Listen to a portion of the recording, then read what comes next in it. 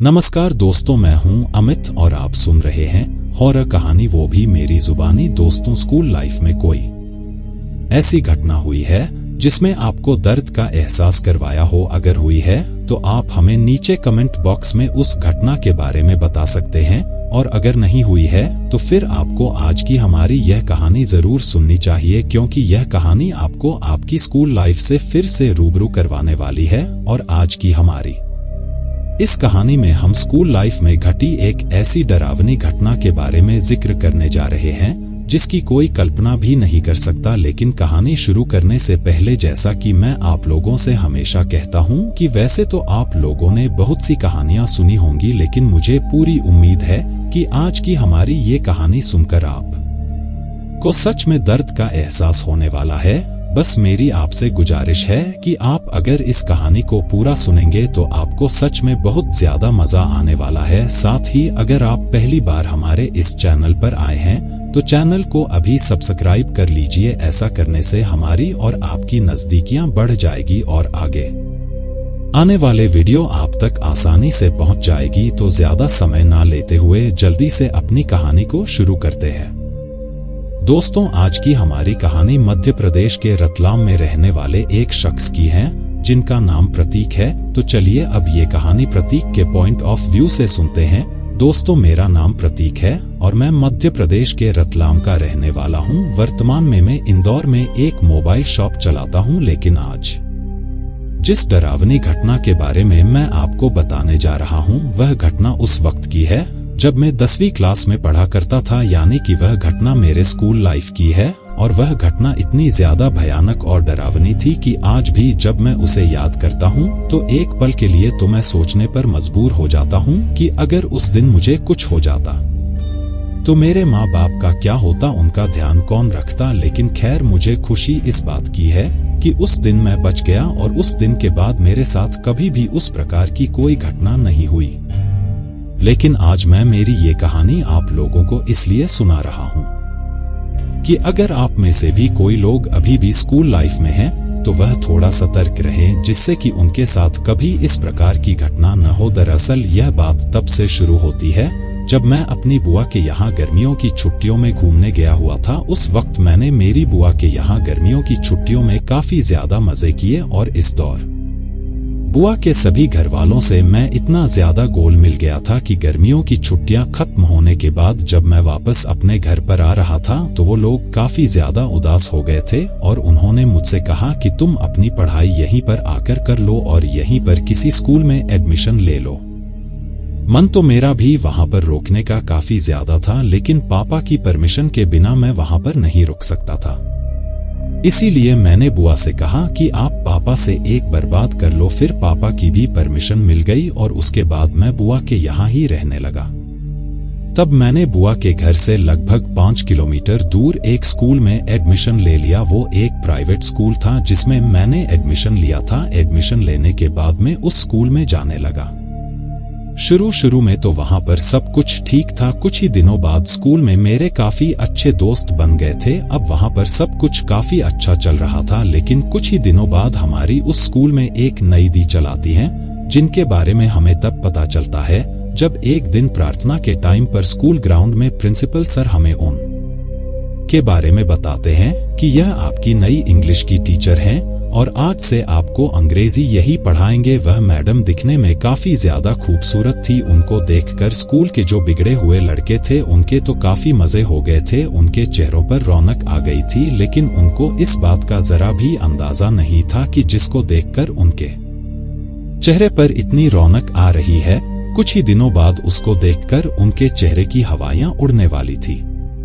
फिर उसके बाद वह मैडम हमारी क्लासों में हमको पढ़ाने के लिए आने लगी और वह रोजाना नई नई साड़ी पहनकर आती थी। उनको देखकर ऐसा लगता था कि जैसे वह किसी स्कूल में पढ़ाने के लिए नहीं आती है, बल्कि यहाँ पर कोई फैशन शो चल रहा है जहाँ पर वह रोजाना तैयार होकर ऑडिशन देने के लिए आती है। उनको इस तरह से रोजाना नए नए कपड़ों में देखकर स्कूल के कई लड़के उनके आगे पीछे लट्टू की तरह घूमा करते थे और मैडम जो कुछ भी उनको कह देती थी वो दिन रात एक करके उस काम को करके ही रहते थे। लेकिन जब से वह मैडम हमारी स्कूल में आई थी तभी से हमारे स्कूल में कुछ अजीब अजीब तरह की घटनाएं होना हो गई थी। कभी तो हमारे स्कूल के स्टोर रूम में पड़े फर्नीचर में आग लग जाती थी, कभी हमारे स्कूल के पानी की पाइपलाइन भर जाती भी, कभी हमारे स्कूल की लाइन के तार अपने आप ही शॉर्ट सर्किट होकर जल जाते थे और स्कूल के किसी भी टीचर की गाड़ी के टायर की हवा अपने आप ही निकल जाती थी। इसके साथ ही स्कूल में और भी ऐसी डरावनी घटनाएं हो रही थी जिसकी वजह से स्कूल का स्टाफ काफी ज्यादा परेशान रहने लगा था। जब स्कूल के बच्चे बाथरूम में टॉयलेट करने के लिए जाते थे तो उनके बाथरूम के दरवाजे को कोई बाहर से कुंडी लगा देता था और कई बच्चों को ऐसा लगता था कि जब वह पानी की टंकी पर हाथ धोते हैं या पानी पीते हैं तो उन्हें टंकी से खून निकलता हुआ दिखाई देता है। उन्हें ऐसा लगता है कि जैसे वो टंकी से पानी नहीं बल्कि खून पी रहे हो और जब कोई दूसरा शख्स वहां जाकर देखता था तो वो पानी ही रहता था। शुरू में एक दो बच्चों ने कहा, तब तो टीचर्स ने उन बच्चों को ही डांट दिया। टीचर्स को लगा कि वह बच्चे ही इस तरह की शैतानी कर रहे हैं और टीचर्स को डराने के लिए यह सब कर रहे हैं। लेकिन जब धीरे धीरे सभी बच्चों के साथ वह घटना होने लगी और एक दो बार तो स्कूल के कुछ टीचर्स के साथ भी वह घटना हुई, तब सभी को यकीन आया कि वास्तव में स्कूल में कुछ ऐसी घटनाएं हो रही है जो सामान्य नहीं है। लेकिन स्कूल का जो प्रिंसिपल था वह अपने स्कूल की इमेज को बिल्कुल भी खराब नहीं होने देना चाहता था। इसीलिए वह सभी स्टाफ और बच्चों से ही सिर्फ यही बात कहता था कि ये सब तुम्हारे मन का वहम है, स्कूल में ऐसा कुछ भी नहीं है। फिर जब बारिश का मौसम आया तो आए दिन स्कूल के बच्चे स्कूल के फर्श पर फिसल फिसल कर गिर रहे थे और उनमें से कई बच्चों को तो इतनी ज्यादा चोट आ रही थी कि वह लगभग 3-4 महीनों के बेड रेस्ट पर जा रहे थे। किसी का तो पैर टूट रहा था और किसी का हाथ। ऐसा करते करते स्कूल के लगभग 15-20 बच्चे अब तक फर्श पर गिरकर अपने हाथ पैर तुड़वा चुके थे। पहले दिन जब गार्ड स्कूल को छुट्टी होने के बाद बंद करके जाता था तो स्कूल बिल्कुल साफ सुथरा रहता था। लेकिन जैसे ही दूसरे दिन स्कूल खुलता था और सभी लोग स्कूल के अंदर दाखिल होते थे तो सभी को वह स्कूल काफी ज्यादा गंदा दिखाई देता था। पूरे स्कूल के फर्श पर सिर्फ धूल ही धूल और स्कूल में जो पेड़ थे उनके सूखे हुए पत्ते बिखरे दिखाई देते थे। जब हम लोगों ने पेड़ों की तरफ गौर किया तो उन पेड़ों पर इतने ज्यादा सूखे हुए पत्ते भी नहीं रहते थे जितने रोजाना उस फर्श पर बिखरे रहते थे। सफाई कर्मचारियों की अब स्कूल को साफ कर करके हालत खराब हो चुकी थी। अब वह दुगनी तनख्वाह में भी उस स्कूल में सफाई करने के लिए तैयार नहीं थे। जब बाकी के दी क्लासरूम में बढ़ा रहे होते थे तो उनके बढ़ते बढ़ते ही अचानक स्कूल की लाइट बार बार आती और जाती थी, जिसकी वजह से क्लासरूम के अंदर लगी हुई लाइट बार बार जब करती थी और इसकी वजह से हम बच्चों को पढ़ाई में काफी ज्यादा डिस्टर्ब होता था, क्योंकि जब लाइन बार बार आती और जाती थी तो क्लासरूम के कुछ शैतानी बजे जैसे ही लाई जाती थी तो जोर जोर से पीछे की तरफ से चिल्लाने लगते थे और जैसे ही लाइट वापस आती थी तो वो फिर से वही हरकत करते थे और टीचर के बार बार डांटने पर भी उनके ऊपर कोई असर नहीं होता था। एक तो वह लाइट बार बार जाकर परेशान कर रही थी, इसके साथ ही क्लास के आवारा बच्चे हमारी परेशानी का कारण बने हुए थे। फिर उसके कुछ दिनों बाद स्कूल में कुछ ऐसा होने लगा था जिसके होने के बाद तो सभी लोग काफी ज्यादा डर गए थे। जब भी सुबह स्कूल खुलता था और बच्चे क्लासरूम के अंदर जाते थे तो सभी क्लासरूम के अंदर मरे हुए कबूतर मिलते थे और उन कबूतरों को देखकर ऐसा लगता था कि जैसे उन्हें किसी ने कच्चा ही चबा आया है। शुरू के 1-2 दिन में तो सबने इसे नजरअंदाज किया, लगा कि शायद किसी बिल्ली ने उन्हें मार दिया होगा, पर अब ये रोजाना का हो गया था। हर दिन हर क्लासरूम से 2-3 मरे हुए कबूतर मिलते थे और सभी की एक तरह की ही हालत रहती थी और पूरे क्लासरूम में उन कबूतरों के खून के छींटे और पंख इधर उधर बिखरे रहते थे, जिसकी वजह से बार बार क्लासरूम की सफाई करनी पड़ती थी। और इसी के चलते अब सफाई कर्मचारियों ने अपने हाथ खड़े कर दिए थे और उन्होंने स्कूल के प्रिंसिपल को साफ साफ मना कर दिया था कि हम आपके स्कूल में सफाई नहीं करेंगे। इसके बाद प्रिंसिपल ने कई और लोगों को भी सफाई के लिए लगाने की कोशिश की और कोई भी सफाई करने वाला 1 हफ्ते से ज्यादा वहां पर नहीं टिक पाया। इसके अलावा जब वह मैडम क्लासरूम में पढ़ाती थी तो कई बार मैं उनको तिरछी नजरों से देखा करता था और उनको देखकर कई बार मुझे डर भी लगता था, क्योंकि जब वह बोर्ड पर कुछ लिख रही होती थी तो उनको देखकर ऐसा लगता था कि जैसे उनको बहुत ज्यादा गुस्सा आ रहा हो और वो उस गुस्से में बहुत तेज बोर्ड पर लिखती थी। बाकी के टीचर्स इतनी तेज नहीं लिखते थे और जब एक बार वो किसी एक बच्चे को घूरने लग जाती थी तो फिर लगातार उसे घुटती रहती थी। कोई बच्चा उनके द्वारा पूछे गए सवाल का जवाब नहीं देता था तो उसकी इस तरह से पिटाई कर दी थी कि वैसी पिटाई तो कभी घर वाले भी नहीं करते थे। अब शुरू में सबको वह मैडम जितनी खूबसूरत लग रही थी, अब धीरे धीरे सभी को उनसे उतना ही ज्यादा डर लगने लगा था और अब लड़के तो उनके पास जाने से भी घबरा आते थे, लेकिन उनको इस बात का जरा भी अंदाजा नहीं था कि आने वाले समय में उनकी घबराहट 100 गुना ज्यादा बढ़ने वाली है। प्रिंसिपल को अंदाजा भी नहीं था कि उसने एक टीचर के रूप में कितनी बड़ी शैतानी शक्ति को इस स्कूल के अंदर घुसा लिया था। स्कूल में यह सब चल ही रहा था, पर इसके साथ ही क्योंकि हम 10वीं क्लास में थे और जैसा कि आप जानते हैं कि 10वीं क्लास बोर्ड की क्लास होती है जिसमें बोर्ड एग्जाम लगते हैं, और अब हमारी बोर्ड एग्जाम काफी नजदीक आ रही थी, जिसकी वजह से अब स्कूल में हमारे प्री बोर्ड एग्जाम स्टॉल होने वाले थे। इसी वजह से हम सभी लोग पढ़ाई को लेकर अब काफी ज्यादा सीरियस थे। तभी एक दिन वह मैडम क्लास में आती है और हम सभी बच्चों से कहती है कि अगले मंडे को तुम्हारा इंग्लिश का प्री बोर्ड है और जो बच्चा प्री बोर्ड में अच्छे नंबर नहीं लेकर आएगा उसकी मैं बहुत बुरी हालत कर दूंगी। अब मैडम के मुंह से यह बात सुनकर सभी लोग काफी ज्यादा घबरा गए थे। अब उस मैडम ने यहाँ तक तो जो कुछ भी कहा वो सब तो ठीक था, लेकिन इसके आगे उसने जो बात बोली उसे सुनकर मेरी तो हालत ही खराब हो गई थी। उस मैडम ने कहा कि जो भी बच्चा प्री बोर्ड में कम नंबर लेकर आएगा उसकी मैं स्कूल खत्म होने के बाद शाम को अलग से एक्स्ट्रा क्लास लूंगी, और इसके लिए मैंने प्रिंसिपल से भी परमिशन ले ली है और उन्होंने मुझे इसके लिए हाँ कह दिया है।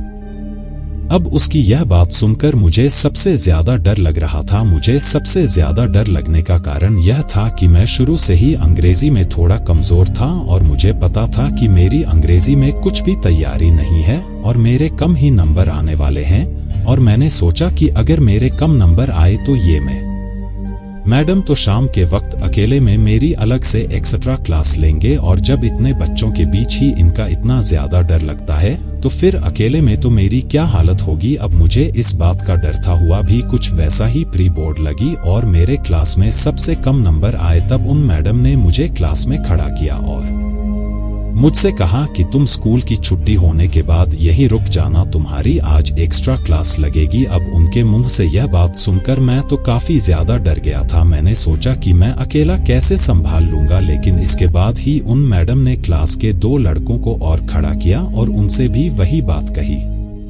मुझसे कही थी, और उस मैडम के मुंह से यह बात सुनकर मुझे थोड़ी राहत मिली। मैंने सोचा कि कम से कम 2 साथी तो मिले, अब 1 से भले 2 और 2 से भले 3। इसके बाद हमारे स्कूल की छुट्टी हो जाती है और हम तीनों स्कूल में ही रुक जाते हैं।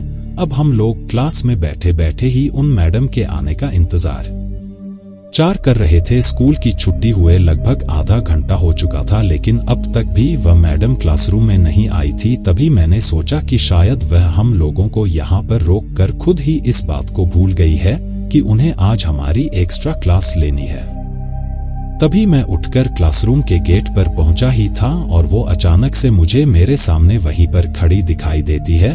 उनको इस तरह से मेरे सामने खड़ा देखकर मैं काफी ज्यादा चाहता हूँ और मेरी तरफ देखकर वो एक अजीब सी मुस्कान में मुस्कुराने लगती है, लेकिन मुझे उस वक्त उनकी वह मुस्कान काफी ज्यादा डरावनी लग रही थी। और तभी वो अचानक से अजीब सी आवाज में मुझसे कहती हैं कि कहाँ जा रहे हो। अभी मैं उनसे कुछ बोल पाता उससे पहले ही वो मुझसे कहती हैं कि चुपचाप जाकर बैठो अंदर। फिर उसके बाद मैं उन दोनों लड़कों के साथ वहीं पर बैठ जाता हूँ, लेकिन उसके बाद भी वह काफी देर तक क्लासरूम के गेट के बाहर ही खड़ी रहती है और बाहर के बरामदे में ही इधर से उधर चक्कर लगाती रहती है। अब सूरज की रोशनी भी धीरे धीरे कम होने लगी थी। उस वक्त जब मैंने मेरे हाथ में पहनी हुई घड़ी में टाइम देखा तो शाम के 6 बज चुके थे और वो जनवरी का महीना था। उस वक्त कड़ाके की ठंड भी पड़ रही थी और जैसा कि आप जानते हैं कि सर्दियों के मौसम में दिन जल्दी ही ढल जाता है और गर्मियों की तुलना में काफी जल्दी अंधेरा हो जाता है। अब 6 बजे तक बिल्कुल अंधेरा हो चुका था। जैसे ही मेरी घड़ी में 6 बजे तो वह मैडम हमारी क्लास के अंदर आती है, लेकिन जब तक 6 नहीं बजे थे तब तक हमारी क्लास के अंदर नहीं आई थी और उस वक्त हम तीनों में से किसी की भी हिम्मत नहीं हुई उनसे यह कहने की कि आप हमारी एक्स्ट्रा क्लास जल्दी से ले लो, हम लोगों को घर भी जान ना है, क्योंकि तब तक हमारे अंदर उसका इतना ज्यादा खास बैठ चुका था कि हम लोग उसके सामने कुछ बोलने से भी कतराते थे। जब वह क्लास के अंदर आती है तो क्लास में आते ही हम तीनों को देखकर काफी ज्यादा मुस्कुराने लगती है और फिर जाकर क्लासरूम के दरवाजे को अंदर से बंद कर देती है और हम तीनों के पास आकर हमसे कहती हैं कि तुमको पता है मैंने आज तुमको यहाँ पर किसने रोका है। तभी हम में से एक लड़का धीमी सी दबी हुई आवाज में उसे कहता है कि एक्स्ट्रा क्लास लेने के लिए। उसकी आवाज सुनते ही वह उससे कहती हैं कि यह तुम्हारी बहुत बड़ी गलतफहमी है कि मैंने तुम्हें आज एक्स्ट्रा क्लास लेने के लिए यहाँ पर रोका है। मुझे तुम्हारी कोई एक्स्ट्रा क्लास नहीं लेनी, मुझे तो सिर्फ तुम्हारी कलेजी निकालनी है। उस मैडम के मुंह से यह बात सुनकर हम लोगों को कुछ भी समझ में नहीं आया। तभी मैं उस मैडम से कहता हूँ कि मैडम कलेजी यह क्या होती है। तभी वो मुझे एक अजीब सी गुजराती हुई आवाज में कहती हैं कि मूर्खो, तुम 10वीं क्लास में पढ़ते हो लेकिन तुम्हें कलेजे का मतलब नहीं पता। फिर वो मुझसे कहती हैं कि कोई बात नहीं, आज मैं तुम्हें तुम्हारी आंखों के सामने ही इन दोनों में से किसी एक की गले निकाल कर दिखाऊंगी कि कलेजी क्या होती है। मैं मेरे मन में जानता तो था कि कलेजी क्या होती है, लेकिन मुझे इस बात का जरा भी यकीन नहीं था कि मैं जिस कलेजे के बारे में सोच रहा हूँ कि मैडम उसी की बात कर रही है।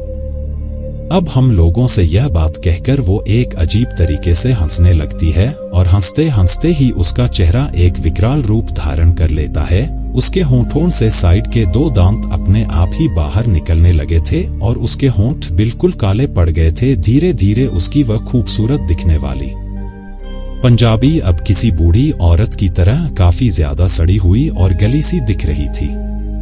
उसे इस तरह अचानक से अपना रूप बदलता हुआ देखकर मेरी तो भटके हाथ में आ गई थी और मैं इस चीज को समझ चुका था कि यह कोई पढ़ाने वाले टीचर नहीं बल्कि कोई छुड़ाया लिए डायन है, जिसने आज एक्स्ट्रा क्लास के नाम पर हम लोगों को यहाँ पर फंसा लिया है और आज हमको जान से मार देगी।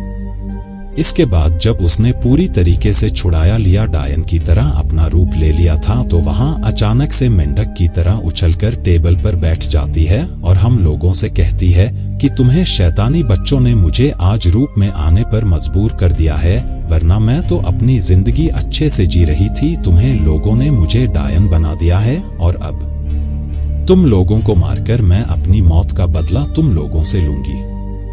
उसके मुंह से ये बातें सुनकर हम तीनों एक दूसरे की शर्तों देख रहे थे। अब वह धीरे धीरे अपने कदमों को हमारी ओर बढ़ा रही थी। उसको देखकर हमको ऐसा लग रहा था कि जैसे अब ये हम लोगों को मारने ही वाली है, लेकिन इससे पहले कि हमारे ऊपर हमला करती हम तीनों लोगों को कुछ नुकसान पहुंचाती उस से पहले ही हम तीनों में से एक लड़के ने अपने बैग में से कुछ निकाला और जोर से उसके ऊपर दे मारा। वो कुछ पाउडर के जैसा था और उसके पाउडर मारते ही वह चुड़ैल अचानक से फर्श पर नीचे गिर पड़ती है और जोर जोर से अपनी आंखों को मसलते हुए वहां पर चिल्लाने लगती है। तभी वह लड़का जिसने उसके ऊपर पाउडर रहा था वो हम दोनों से कहता है कि जल्दी निकलो यहाँ से और अपनी जान बचाओ। इसके बाद हम तीनों बदहवास होकर वहां से भागते हैं और क्लासरूम के दरवाजे को खोलकर बाहर बरामदे की तरफ भागते हैं। लेकिन हमारे स्कूल का जो बरामदा था उसके दोनों तरफ तो क्लासरूम बने हुए थे और बीच में गली के रूप में वह बरामदा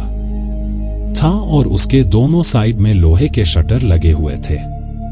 जब हम लोग वहां पर पहुंचे तो उस सेंटर के बाहर की तरफ से ताला लगा हुआ था। फिर हम लोगों की नजर दूसरे वाले शटर की तरफ जाती है और वह लड़का हमसे कहता है कि शायद उस दूसरे शतक पर ताला नहीं लगा हुआ है। हम लोग उधर से निकलते हैं, लेकिन उस शटर तक जाने के लिए हमें उस क्लासरूम को क्रॉस करना था।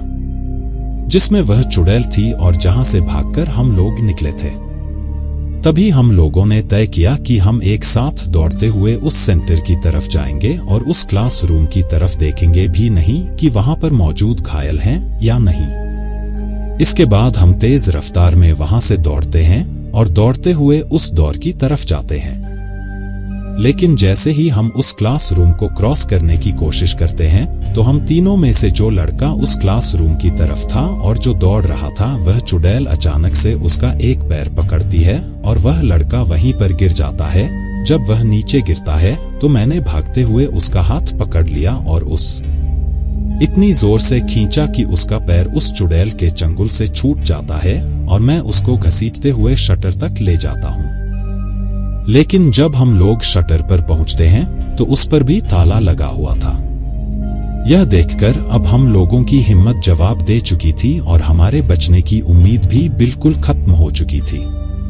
अब वह चुड़ैल क्लासरूम से बाहर आ चुकी थी और क्लासरूम के बाहर बरामदे में खड़ी थी और हमारी तरफ घूम रही थी। जब उसने देखा कि दोनों तरफ के शटर पर ताला लगा हुआ है तो वह हमें इस तरह बेबस और लाचार देखकर जोर जोर से हंसने लगती है और हमसे कहती है कि तुम्हें क्या लगा था तुम मेरे जंगल बच जाओगे। इसके बाद वह उस लड़के से कहती है जिसने उसकी आंखों में वह पाउडर डाला था कि तुमने मेरी आंखों में वह चीज डालकर बहुत बड़ी गलती कर दी है। तुम्हें तो मैं ऐसी मौत दूंगी कि तुम सोच भी नहीं पाओगे। तुम्हें तो तड़पा तड़पा कर मारूंगी। अब हम लोग उसके मुंह से यह बात सुनकर काफी ज्यादा डर गए थे। तभी उस लड़के ने हमें कुछ इशारा किया। पहले तो हम लोग उसके इशारे को नहीं समझे। तभी उसने हमसे कहा कि अगर तुम लोग चाहो तो हम लोग चुड़ैल के चंगुल से बच सकते हैं। तभी मैंने उस लड़के से कहा कि यार तू कैसी बातें कर रहा है, दोनों तरफ के शटर पर ताला लगा हुआ है, अब हम लोग यहाँ से कैसे निकलेंगे। तो वह लड़का हमें छत की सीढ़ियों की तरफ इशारा करते हुए कहता है कि इधर से। दरअसल जहाँ हम लोग खड़े थे उस शटर के बगल से ही ऊपर छत की सीढ़ियां जा रही थी। तभी उसका इशारा समझते ही हम लोग उन सीढ़ियों की तरफ दौड़ते हैं और उन पर चढ़ते हुए ऊपर छत पर जाने लगते हैं। जैसे ही उस चुड़ैल ने हमको सीढ़ियों पर चढ़ते हुए देखा तो वह जोर से चिल्लाती है और चिल्लाते हुए वो इतनी तेज हम लोगों के पीछे दौड़ती है कि जैसे कोई बिल्ली दौड़ती हो, ठीक उसी तरह और उतनी ही तेज हो चुड़ैल हम लोगों के पीछे दौड़ दिया। और उस दिन हम लोग भी काफी तेज उन सीढ़ियों पर चढ़े और छत पर चढ़ते ही उस लड़के ने कहा कि आज जान बचाने का एक ही तरीका है कि झट से सीधे बाहर की तरफ सड़क पर छलांग लगा देते हैं। इस चुड़ैल के हाथों से मना से तो अच्छा है कि हम लोग मारेंगे तो वैसे ही मर जाएंगे और सिर्फ छत पर कूदने से हमारे हाथ पैर ही टूटेंगे, हम लोग जान से नहीं मरेंगे। अब जैसे ही उस चुड़ैल को हम लोगों ने ऊपर आते हुए देखा तो हम लोगों ने भागकर तीनों ने एक साथ छत से सड़क पर छलांग लगा दी और नीचे छलांग लगाते ही मेरा एक पैर टूट गया, क्योंकि जब छलांग लगाने के बाद मैंने उठने की कोशिश की तो मेरा वहां पैर बिल्कुल भी काम नहीं कर रहा था। उस वक्त तक चारों तरफ काफी ज्यादा अंधेरा हो चुका था, लेकिन जब हम लोगों ने छत से छलांग लगाई तो सड़क पर एक बस रुककर कुछ सवारियों को वहीं पर उतार रही थी। तभी हम लोग किसी तरह उस बस में चढ़ जाते हैं और मेरे साथ मौजूद दो लड़के थे, उन्होंने मुझे किसी तरह के घसीटकर उस बस के अंदर बैठा दिया था। जब हम लोग उस चुड़ैल को बस के अंदर बैठते हुए दिखे तो वह छत के ऊपर से ही काफी तेज चिल्लाती है और हम लोगों से कहती हैं कि तुम लोग इस तरह से मेरे हाथों से बचकर नहीं जा सकते। आज तुमने मेरी सारी मेहनत पर पानी फेर दिया है। मैं इतने दिनों से मेरे शिकार की तलाश में भी और मेरी इतनी मेहनत आज बर्बाद हो गई, यह तुम लोगों ने अच्छा नहीं किया। तभी उस चुड़ैल के शोर को सुनकर वह बस का ड्राइवर हमसे पूछता है कि वहां पर क्या हो रहा है और तुम लोग इस वक्त स्कूल के अंदर क्या कर रहे थे। तभी हम लोग उस ड्राइवर से कहते हैं कि तुम फटाफट बस को अस्पताल की तरफ ले चलो, और हमने उससे उसका फोन लिया और हमारे घर वालों को फोन कर दिया।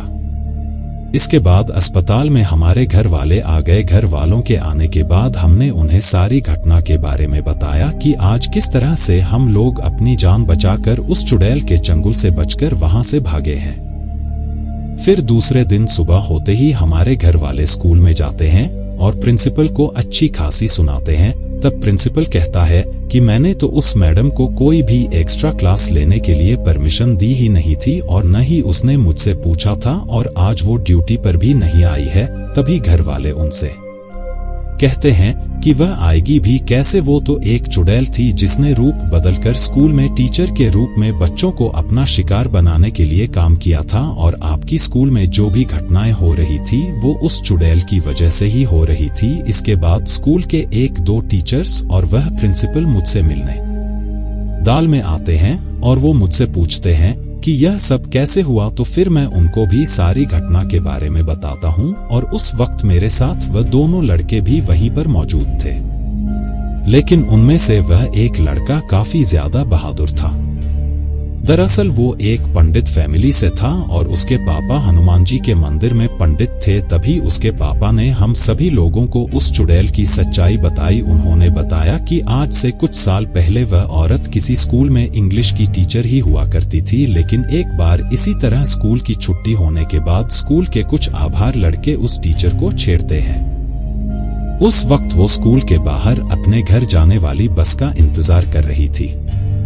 जब वह लड़की उसके साथ बदतमीजी करना शुरू कर देते हैं तो वह उनसे अपना पीछा छुड़ाने के लिए सड़क पर दौड़ती है, और जब वो सड़क पर दौड़ रही थी तभी एक ट्रक की टक्कर लगने की वजह से उसकी वहीं मौत हो जाती है, और तभी से उसकी आत्मा इस तरह से भटक रही है, अलग अलग स्कूलों में अलग अलग रूप लेकर वह स्कूल के कई बच्चों को मारकर उनसे अपनी मौत का बदला लेना चाहती थी।